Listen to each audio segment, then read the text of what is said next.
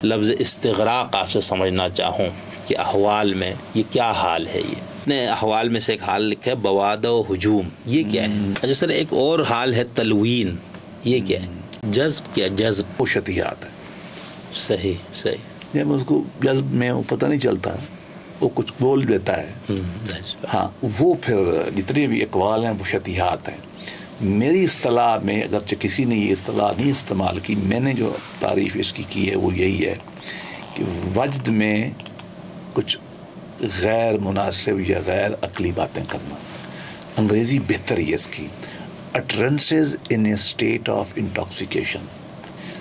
Utterances in the state of spiritual intoxication. روحانی وجد میں کچھ باتیں کہہ جانا. utterances in state of ecstasy. آپ وجد میں اور آپ سے کوئی بات نکل گئی، اچھا اس وقت ہوتا کیا ہے؟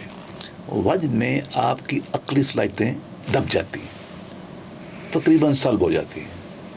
آپ کے اوپر پیشن کا غلبہ ہو جاتا ہے، آپ مرفوع القلم کے مقام پہ پہنچ جاتے ہیں. مکل ہی نہیں ہے. تو آپ اصطلاح تو آپ سمجھتے ہیں نا، جو آپ وہ جو انسینٹی کے لیول پہ کم و بیش. آپ کو یہ نہ کہہ لے کہ وجد انسینٹی ہوتی ہے، دونوں مختلف چیزیں ہیں. لیکن اس وقت ٹیمپریریلی آپ کی سینسیشن، آپ کا عقل دب جاتا ہے. اس وقت آپ نے کوئی بات کر ڈالی. اس لیے پھر ہم لوگ کہتے ہیں کہ ذرا اس پہ نرمی کرو. تو خلاف شرع بھی پھر اس پہ بات ہو سکتی ہے. نرمی کچھ بھی ہو. مرفوع القلم کا لفظ میں نے اس لیے استعمال کیا نا. بہت ہاں، اس کو آپ نرمی کریں اس کو. اور وہ تمکین کیا ہے سر؟ السلام علیکم سر.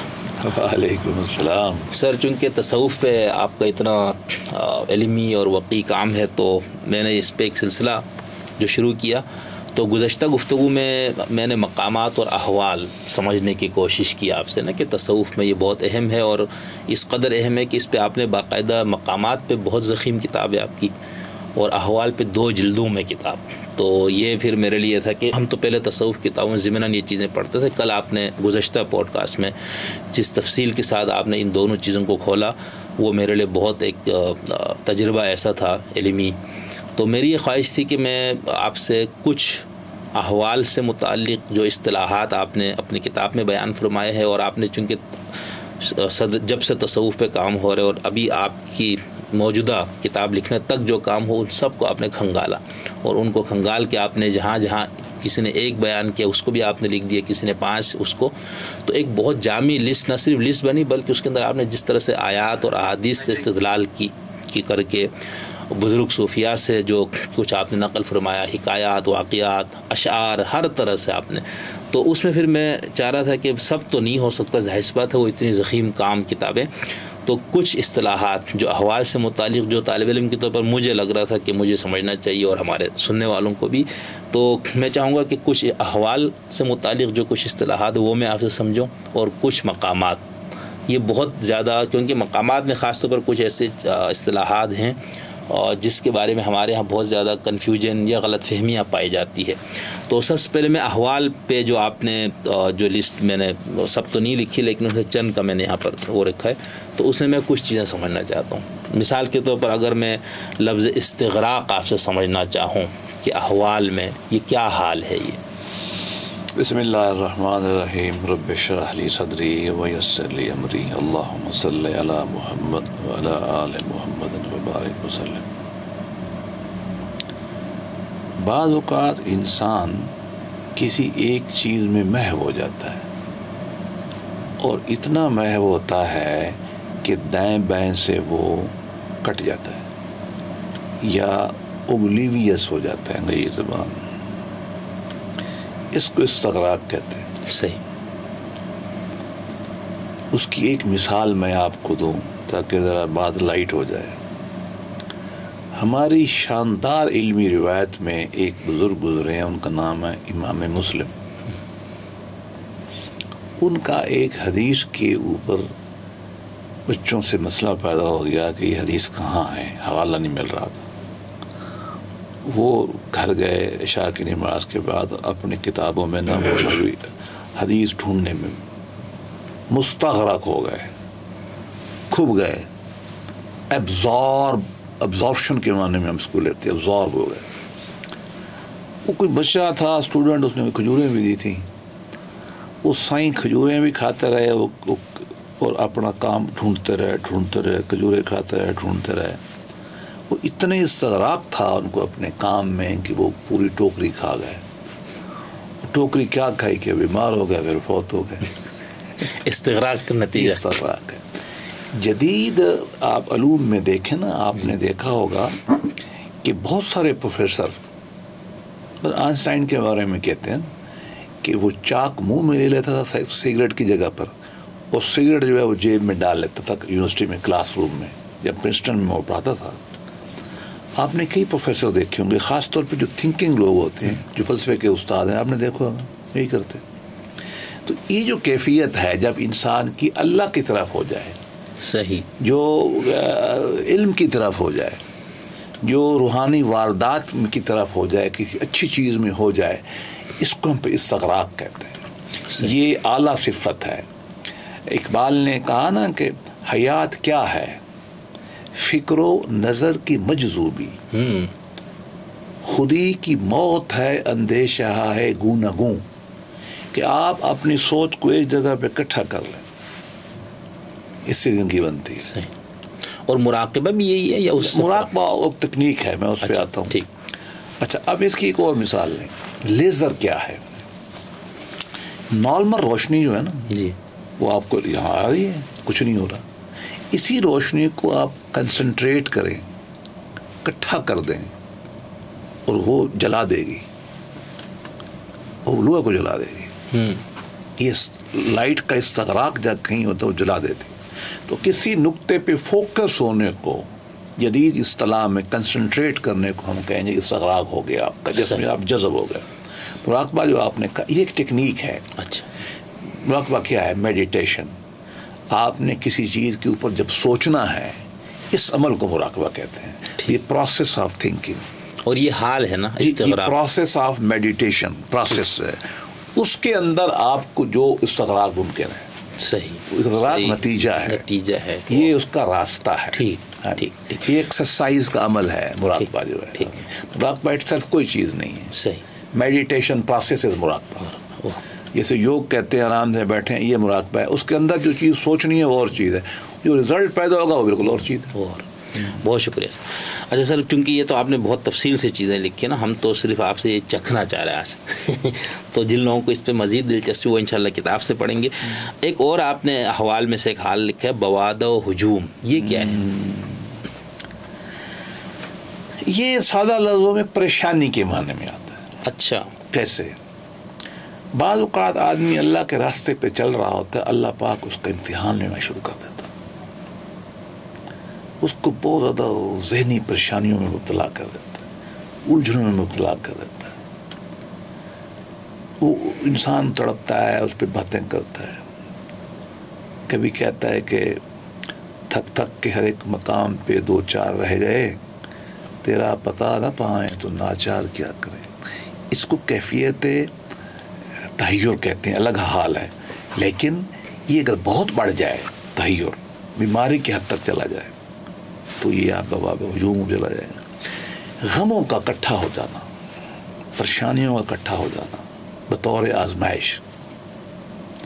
دیکھو نا سیدنا یعقوب پہ کیا ہوا, ایک مشکل, دوسری مشکل, تیسری مشکل ہوئی نا. حضرت ایوب پہ کیا ہوا, ایک مشکل, دوسری مشکل, تیسری مشکل.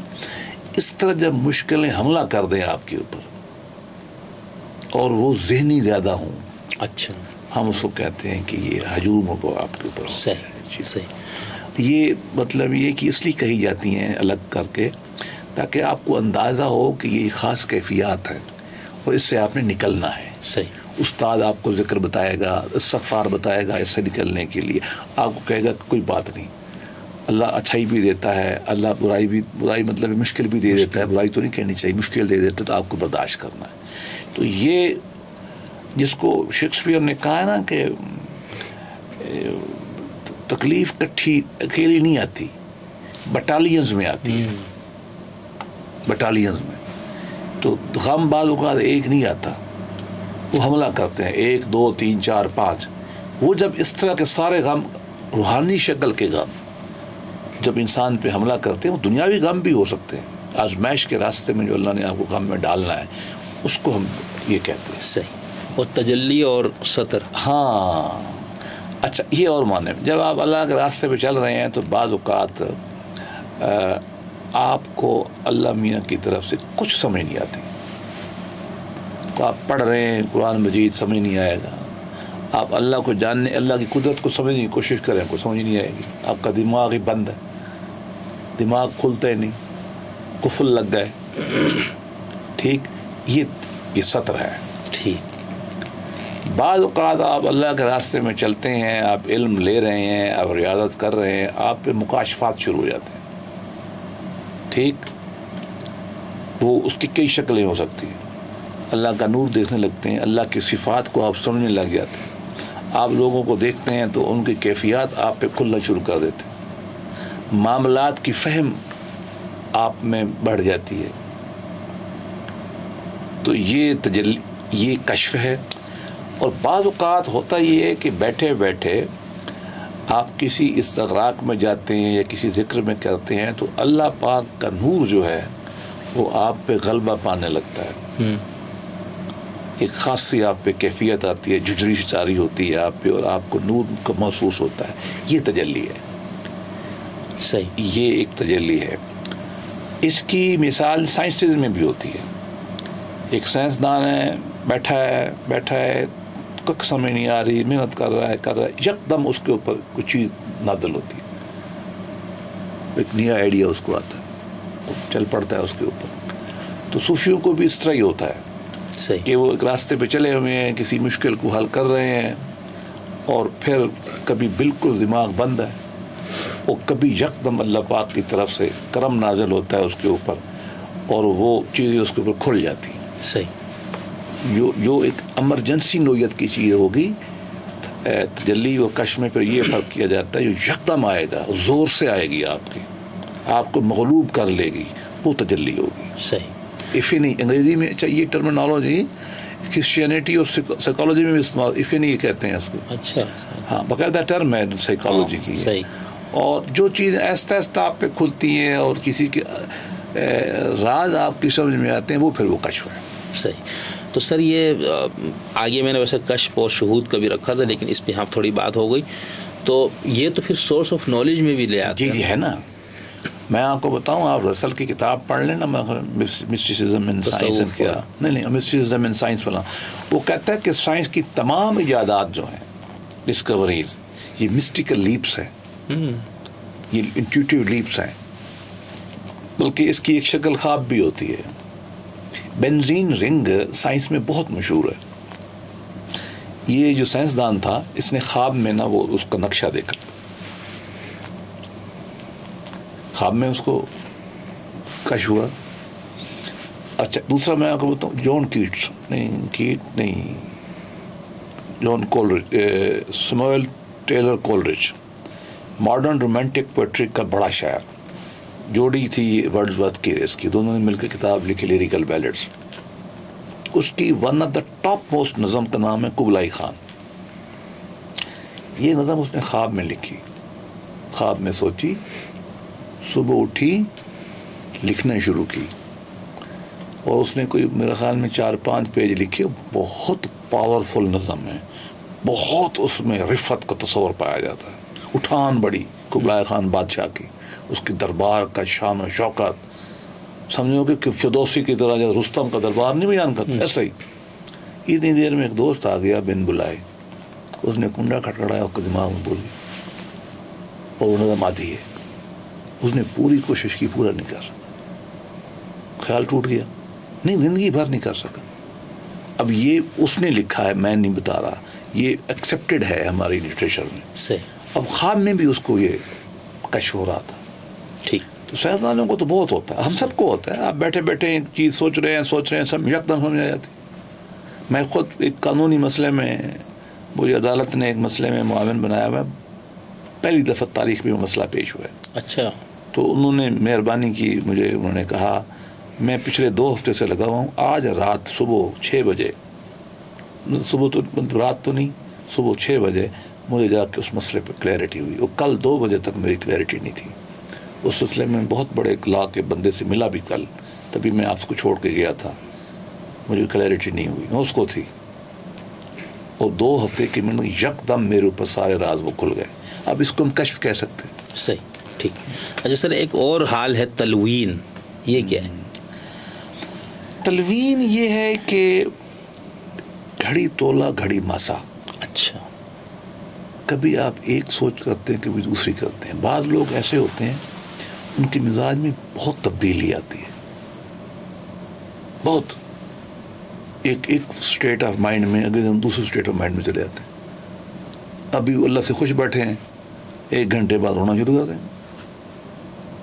یہ تلون سے ہے. یہ صحیح سے تلون مزاجی. جی اس سے مزاج، روحانی مزاج کے اندر بہت زیادہ تبدیلی کا آنا جو پسند نہیں کیا جاتا. یہ ایک نفسی یا روحانی بیماری کی شکل میں ہے. اچھا. ہاں، آپ کو روکنا پڑے گا. استاد روکے گا آپ کو، مرشد، کہ بھائی چھلانگے مت مار. ابھی تو خوش بیٹھا تھا کہ اللہ نے مجھے بڑی مہربانی کی، اللہ تو رحیم ہے، اور 1 گھنٹے بعد تو رونے لگ گیا کہ اللہ میاں میں تو مر گیا، تو پتہ نہیں تو مجھے دوزخ میں کیڑے کھائیں گے اور مجھے تو ڈنڈے مارے جائیں گے اور میں تو چلوں گا، میرا ساتھ مستقیم میں کیا ہوگا. رونا شروع کر دے گا ایک دم. یہ اتنی جلدی جو تبدیلی ہے نا، یہ بہتر نہیں ہے. استقلال ہونا چاہیے نا انسان میں، آرام تبدیلی ہونی چاہیے. بعض لوگوں میں یہ کیفیت ہوتی ہے. مثلا نماز پڑھنی شروع کر دی تو 5 پڑھی، شراک پڑھی، تہجد بھی پڑھی، اگلے ہفتے نماز نہیں پڑھی. ایسا ہوتا ہے نا، ہم سب کے ساتھ ہوتا ہے. قرآن مجید پڑھنا شروع کیا، ہفتہ بہت پڑھا، اگلے ہفتے ہاتھ نہیں لگایا، مہینہ. اب یہ تلوین ہے، اس کو پسند نہیں کیا جاتا، کیونکہ خیر الامور ادومھا کا حکم ہے. استقلال، ہاں، استقلال پہ چلنا ہے. اوپر نیچے تھوڑا ہونا چاہیے. یہ پرسنالٹی یوں جو میں گراف بناتا ہوں نفسیات میں، جو بائی پولر ڈس آرڈر ہے نا ماڈرن نفسیات میں، بالکل تلوین کی شکل ہے. بائی پولر میں کیا ہوتا ہے، ایک آدمی موڈ میں بہت خوش کھڑا ہے، اگلے دن اگلے لمحے ڈپریشن میں چلا جائے گا. پھر یوں ہمارا موڈ یوں چلتا ہے، خوشی غمی خوشی، نارمل آدمی کا. یہ ایسا تو اب نارمل ہے موڈ کا نا، صحیح، اوپر نیچے ایسا چلتا ہے نا ہم سب کا ویو ہے. یہ جو چلے گا نا، یہ اس کو ماڈرن ٹرم میں بائی پولر کہتے ہیں. بہت بڑی بیماری ہے. صحیح. اکثر دوستوں کے میاں یا بیوی دونوں ایک دن بڑے اچھے بیٹھے ہوتے ہیں، لڑائی کر لیتے ہیں. عام دیکھتے ہیں آج کل تو یہ بہت ہو گیا نئی نسل میں نا. تو یہ سائیکولوجیکلی تلوین ہے، ٹھیک، اس کی ٹرمنالوجی میں. صحیح. ہم ان کو کہتے ہیں کہ نہیں بھائی، اپنا گراف کو یوں نہیں کرنا، نارمل صاحب تو چلو. ٹھیک.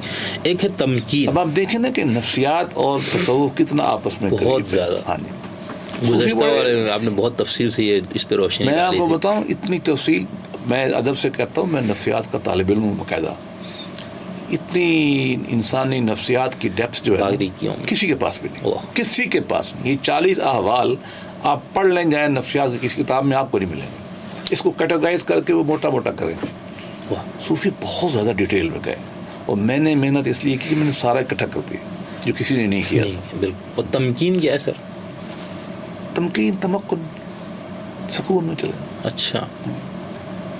یہ ہو گیا ہے، ہم آپ کو زمین میں مکناہم فی الارض.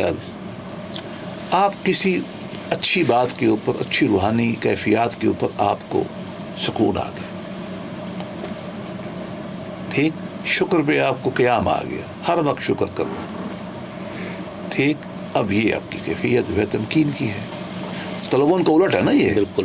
اس میں آپ چھلانگے مارتے ہیں یوں، یہاں آپ خوش بیٹھے. صحیح. خوشی ہے یا غمی ہے، آپ کو اللہ نے نا ایک سکون سا دے دیا ہے. آپ مکان کی کیفیت میں چلے گئے، تمکن کی کیفیت میں چلے گئے. صحیح. ٹھیک. اب دیکھیں یہ بھی ذہنی کیفیت ہے نا ہم سب کی. بالکل ایسے ہم آپ اور اپنے آپ کو دیکھ کے میں اپنے آپ کو دیکھوں، ہمارے اوپر یہ ساری سٹیجز گزرتی ہیں. ہم تلوین سے بھی اب چلو ہم ذرا عمر کے بڑے ہو گئے، کچھ چیزیں ہم نے سنبھال لیں، لیکن جوانی میں خاص طور پہ ٹین میں تو آپ کے اوپر تلوین کا بڑا حملہ ہوتا ہے. اور تھوڑا بندہ آہستہ ہوتے پھر تو تمکین آنا شروع ہو جاتی ہے، اس کو اللہ کی طرف سے مہربانی شروع ہو جاتی ہے. کچھ اپنے مسائل وہ خود حل کر لیتا ہے. بالکل. کوئی تجربے سے، کوئی علم سے، کچھ مزاج میں پختگی آ جاتی ہے، کوئی بیولوجیکل جو چیزیں ہیں وہ کہتے ہیں نا 25 سال میں یہاں کا نظام ڈیولپ ہو جاتا ہے نا، فرنٹ لوب جسے کہتے ہیں. تو اس میں کچھ بہت ساری چیزیں ہیں. تو انسان کی نفسی سائڈ میں ہی تلوین اور تمکن، تمکین جو ہے چلتی رہتی ہے. اور جذب یہ جذب کیا؟ جذب ایکٹیسی کے معنی میں ہے، جس کو ہم نے کل ایکسپلین کیا نا، تو آپ نے ایک شعر پڑھا تو بہہ گیا اب رو میں، یہ جذب۔ میں آپ کو اپنی مثال دوں گا، مطلب ناٹ دیٹ کہ میں اپنی کوئی بات بتا رہا ہوں، ہر ایک کے ساتھ ہوتا ہے، میرے ساتھ بھی ہوئی ہوا۔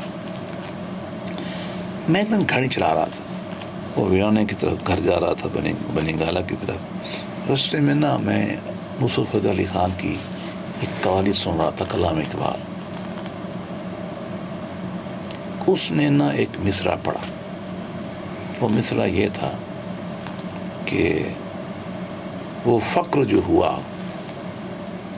تلخی دوراں کا گلا مند، وہ فقر جو ہوا تلخی دوراں کا گلا مند، وہ فقیری وہ فقیر وہ فقر جو زمانے کی تلخیوں کا گلا کرے۔ میں چونک گیا، الرٹ ہوا، یہ تو کوئی نئی بات کر رہا، میں نہیں سنی تھی، پڑھی تھی، پھر میں نہیں تھی۔ اب دوسرا مثال اس نے کہا، اس فقر میں باقی ابھی بو ہے گدائی، اس فقر میں ابھی فقیری ہے، وہ فقیر ہے، وہ بھیک منگا ہے، وہ والا وہ حالات سے بھیک مانگتا ہے۔ بھائی میرے اوپر نا ایسا ہوا، اس کا اثر ایسے جذب میرے اوپر وجہ آیا کہ میں بالکل جو ہے نا دنیا جہان سے جو ہے وہ میں ہٹ گیا، اور میرے دماغ میں یہ چڑھا رہا۔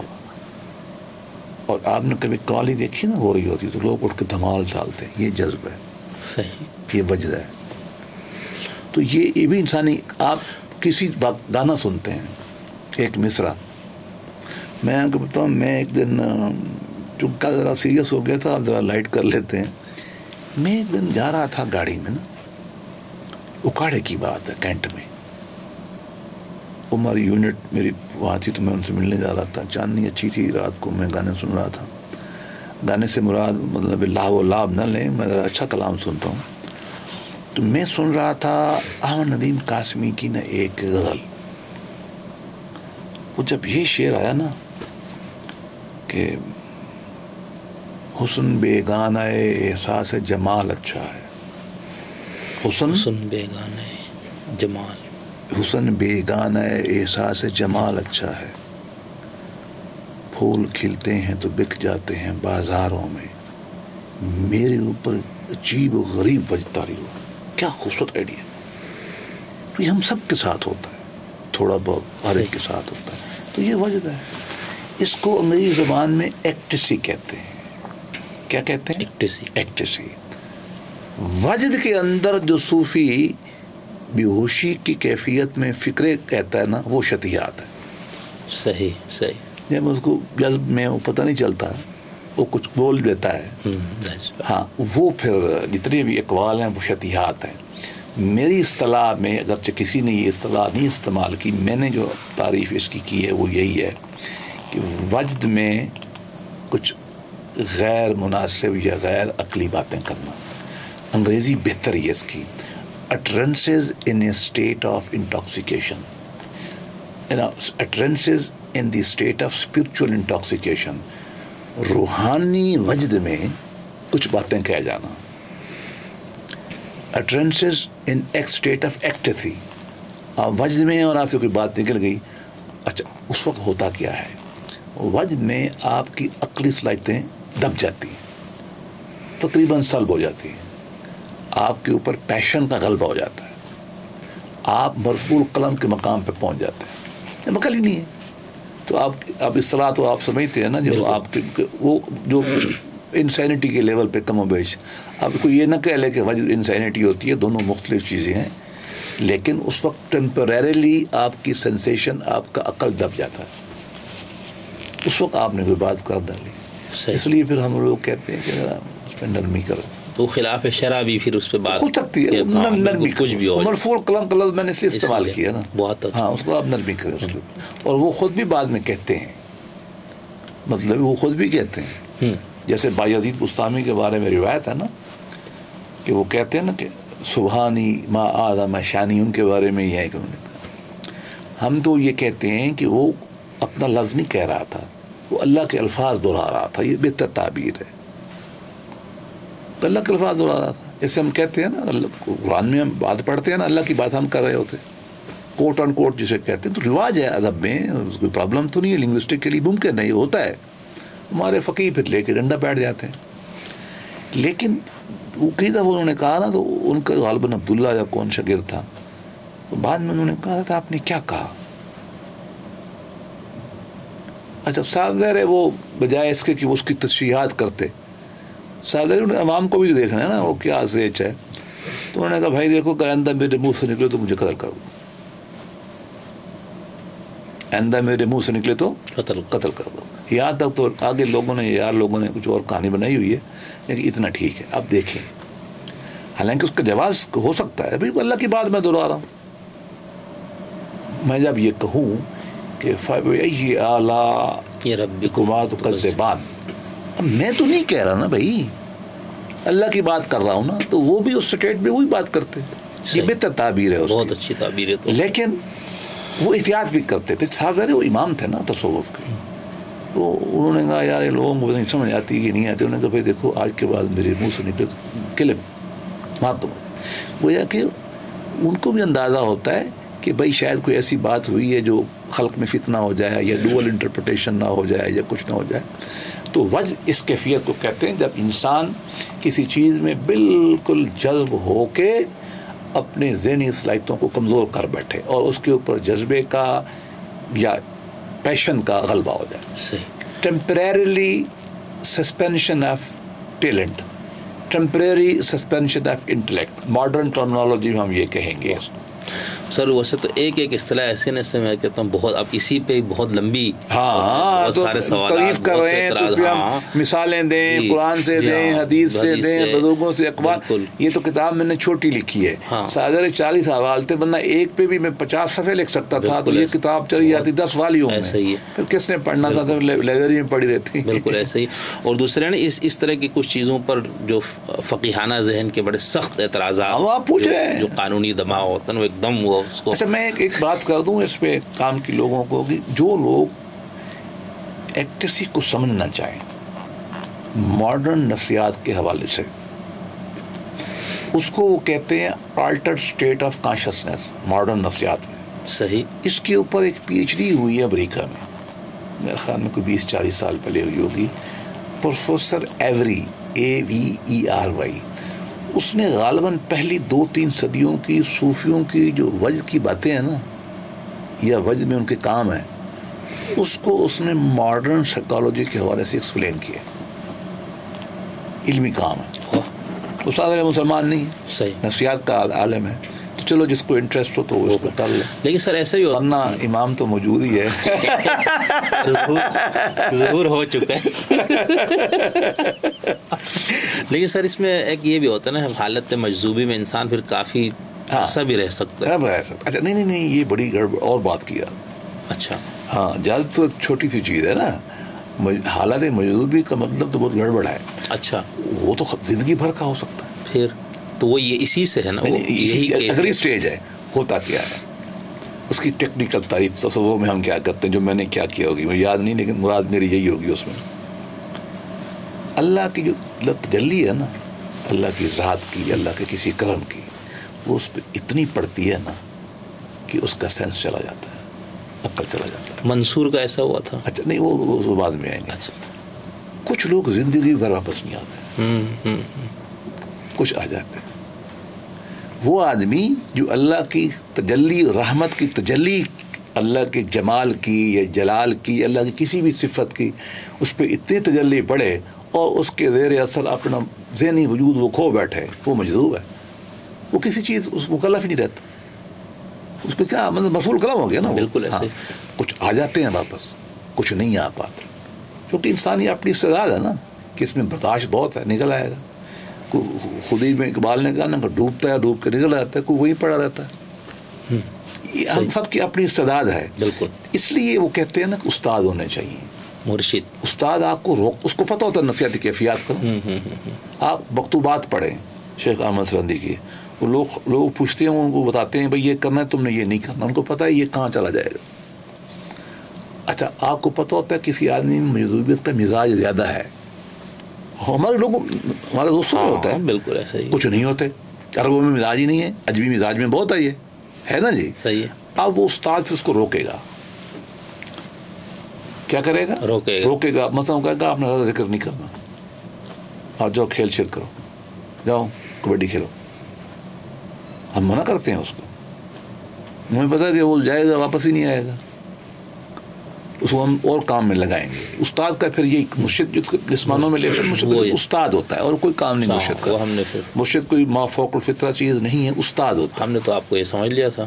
نہیں, میں تو اللہ کا عاجز بندہ ہوں.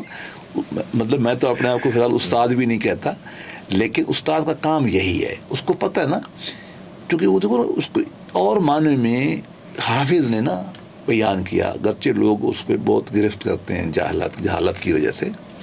جو لٹریری ایکسپریشن ہوتا ہے نا, میٹافیریکل ہوتا ہے. لٹریچر میں جو سادہ بات کی جائے نا, وہ میتھ کی بات ہوتی ہے. لٹریچر میں تو آپ کو 2 × 2 4 نہیں کرنے ہیں, 8 کرنے ہیں, 10 کرنے ہیں. میتھ میں 2 × 2 کرنے ہیں. اب ہمارے یار لوگ وہاں بھی فیتا لے کے ماپ لیتے ہیں فقیانہ ذہن سے بھی. اس کا کیا مطلب ہے جو اس نے کہا ہے نا کہ بمائے سجادہ رنگی کون غرت پیرے مغاں گویت. اگر آپ کو مرشد کہتا ہے نا کہ شراب سے اپنا جا نماز دھو لو, نہ اس سے وہ شراب مراد ہے, نہ اس سے وہ جا نماز مراد ہے, یہ میٹافریکل ہے. صحیح کر لو. کیوں؟ دلیل دیتا ہے کہ سالک بے خبر نہ بود زی راہ و رسم منزل ہا.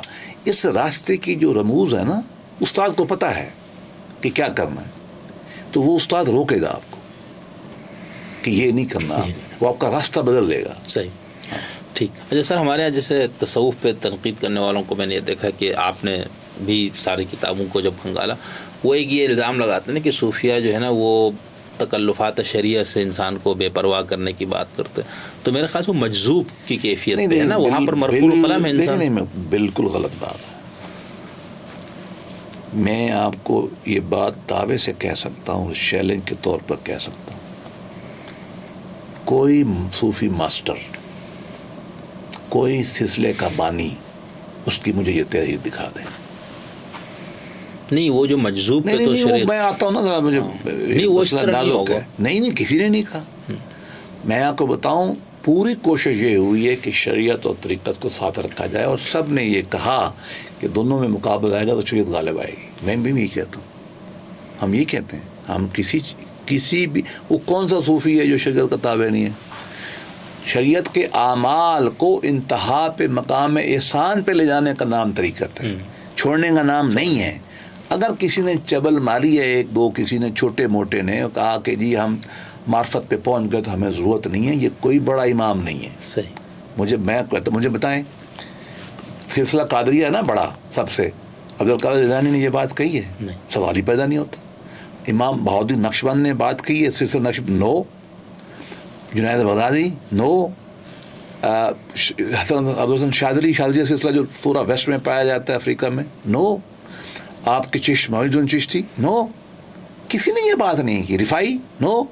یہ ہم نے کہانیاں بنائی ہوئی ہیں. کسی نے دائیں میں ملنگ نے لکھ دی, وہ تو ایسی ملنگ تو ہر جگہ آپ کو پائے جاتے ہیں. وہ تو قرآن مجید کی تفسیر حدیث میں پائے جاتے ہیں. مجھے بتاؤ حدیث کی کتنی جھوٹی حدیثیں ہیں؟ میں مطلب پوری کی پوری کتابیں لکھی گئی ہیں کہ موضوع حدیثیں ہیں. ہاں بالکل. وہ میرا خیال میں غالباً امام احمد بن حنبل ایک دن بیٹھے تھے, جمعہ پڑھ رہے تھے, تو مجھے یاد پڑتا ہے وہ ایک اللہ والا بیٹھا تھا جو دستار میں, تو اس نے حدیث فرمائی قال احمد بن حنبل, اور دوسرا بھی کوئی یحییٰ بن معین, وہ دونوں نے سنا. انہوں نے یار میں نے تو یہ بات نہیں کہی. وہ دونوں چل کے گئے اس کے پاس. بعد میں وہ بڑے بندے تھے, ان کو لگ کر کے کہا حضرت ہم نے آپ کے سامنے تو گستاخی نہیں کی, آپ کے اتنے مرید آئے ہیں, یہ تو میں معین ہوں, میں نے تو یہ روایت نہیں کی. احمد بن حنبل نے فرمایا میں نے روایت نہیں کی. آپ کو پتہ نا, یہ تو ہر مدرسے میں یہ پڑھایا جاتا ہے. اب دیکھو نا, یہ پتہ ہر جگہ ہے. اور بندے کا جواب کیا تھا؟ مجھے معلوم, میں نے کہا دیکھو بات یہ ہے کہ ایسی باتیں ہر جگہ ہے. صحیح. اس کا دوسرا پہلو ہے مجذوب کا. جو آدمی مجذوب ہو جائے, ہم تو اس کے حکم یہ لگا رہے ہیں کہ وہ مرفوع القلم ہے. بس جب مرفوع القلم کا مراد یہ ہے کہ وہ اپنی دماغ کھو بیٹھا ہے کسی روحانی تجربے کی وجہ سے, جب وہ کھو بیٹھا ہے تو آپ اس پہ حکم نہیں لگائیں گے. اس سے آپ محبت کریں گے. صحیح. کیا کریں گے؟ محبت کریں. شفقت کریں گے. وہ گالی دے گا تو آپ گالی نہیں دیں گے. کپڑے اتارے گا تو آپ پہنائیں گے اس کو. آپ اس کو نمائندہ کیسے سمجھ سکتے ہیں؟ اگر آپ اس کو نمائندہ سمجھتے ہیں نا تو جس نے یحییٰ بن معین کو کہا تھا نا پھر اس کو حدیث کا نمائندہ سمجھو. بالکل ایسے. ہاں. اور جس نے تفسیر میں اندر تمام جھوٹی ببلیکل روایات لکھی ہیں ساری کی ساری تو وہ ہمارا نمائندہ نہیں ہے. تفسیر کا ابن کثیر نمائندہ ہے. ابن عباس نمائندہ ہے. شیخ تیمیہ نمائندہ ہے ہمارا حدیث کا. ہم نے نہیں مانا اس کی چبلوں کو, اس کی غلطیوں کو. تو یہ اصول ہر جگہ لگاؤ نا. یہ انسانی معاشرہ ہے نا. تو ہمارے علماء نے یہ جو کام کیا نا, اب دیکھو جو بڑی تصوف کی کتابیں انہوں نے اس بات کو واضح کیا ساری چیزوں کو. آپ دادا گنج بخش کی کتاب بھی پڑھ لیں, ہمارے لوکل ہی ہے نا, کشف المحجوب. شاید ہی کہیں تھوڑی بہت آپ گرفت کر سکیں. نہیں کر سکتے آپ گرفت. وہ تو سخت حامی ہیں شریعت کے. یہ سارے کے سارے عالم تھے. یہ بڑے صوفی تمام وہ عالم تھے. اور اس کے بعد وہ انر کیفیات اخلاقیات پہ انہوں نے زور دیا تو وہ ایک اور کیفیت میں چلے گئے. وہ کسی ایک کا یہ کلیم نہیں ہے. جو یہ کہتا ہے میں دعوے سے کہتا ہوں غلط کہتا ہے. میں بیٹھا ہوں مجھ سے وہ بات کر لے آیا نا کتاب کوئی اکا دکا روایت تو آتے کر. یا یہ ایسا تو نہیں, یہ فلسفیانہ تصوف والوں اس میں بھی مسائل ہیں. دیکھو تو میں نے آپ کو کل بھی ہم نے بڑی بحث کی, اس میں مسائل زیادہ ہیں. صحیح. ٹھیک. تو وہاں پر اس طرح کی چیزیں شاید زیادہ ہیں. صحیح. ٹھیک. لیکن وجہ ہے کہ وہ خود بھی نہیں کہتے کہ اسلام ہے. وہ کہتے ہیں خود فلسفہ ہے. تو فلسفے میں تو پھر آراء آئیں گی نا. بالکل. وہ آراء پھر ان کی تھوڑی ہے, ابن عربی کی, ابن سینا کی نہیں ہے. آپ مجھے بتاؤ ابن سینا جو وحی کی تعریف کرتا ہے ہم ماننے پہ تیار ہیں؟ نہیں, میں تو نہیں مانتا. وہ جو معراج کی تعریفیں کرتے ہیں ہم تو نہیں ماننے پہ تیار. ہم تو روایت کی, ہم تو مانتے ہیں کہ اللہ کے نبی گئے تھے اوپر بھی اور یہ سفر بھی آپ کا فزیکل تھا. وہ تو نہیں مانتا. ان نبوت پہ جو چیزیں وہ کہاں مانتے ہیں. لیکن ابن سینا ہی ہے. وہ ہمارا امام ہے. بالکل. اور ہر جگہ مل جائے گا. یہ علم کی کمی کے نتیجہ ہے. واہ بہت سر. اب تو بہت سارے میرے پاس ہے لیکن اب میں ٹائم میں نے چونکہ تھوڑا کم رکھا ہے ہمارے پاس, تو میں مقامات کے اس پہ کچھ جاؤں گا. اس پہ آپ کی پوری بہت پہلے والی شاید کتاب آپ کی تھوڑی سی مختصر, اب آپ نے اس کو جو نئی ایڈیشن آئی ہے اس میں کچھ اضافے کیے تو کچھ اللہ کرم میں 3 سال میں 4-5 ایڈیشن آ گئے. صحیح. کیونکہ اب یہ احوال کے اندر بہت ساری چیزیں, ملامت ہے, وجد ہے, اصول اللہ ہے, یہ خواتیر و حواجز ہے, حیرت ہے, ذہاب ہے, یہ بہت زیادہ. لیکن میں صرف چکھنے کے لیے نا ٹیسٹ بھائی یہ کیسے کام ہے بہت زبردست. اچھا سر, یہ احوال کا جیسے میں نے بتایا بہت سارے احوال جس کا آپ نے ذکر فرمایا ہے, مقامات میں سے بہت سے, تو چونکہ ٹائم میرا خیال سے ہمارا مکمل ہو رہا ہے تو میں مقامات میں سے 1-2 پہ کوشش کروں گا, بلکہ 2 چیزوں پہ بات کرنے کی کوشش کروں گا, لیکن اس کے لیے پھر مستقل آپ سے ایک الگ پوڈکاسٹ. انشاءاللہ. Thank you sir. شکریہ.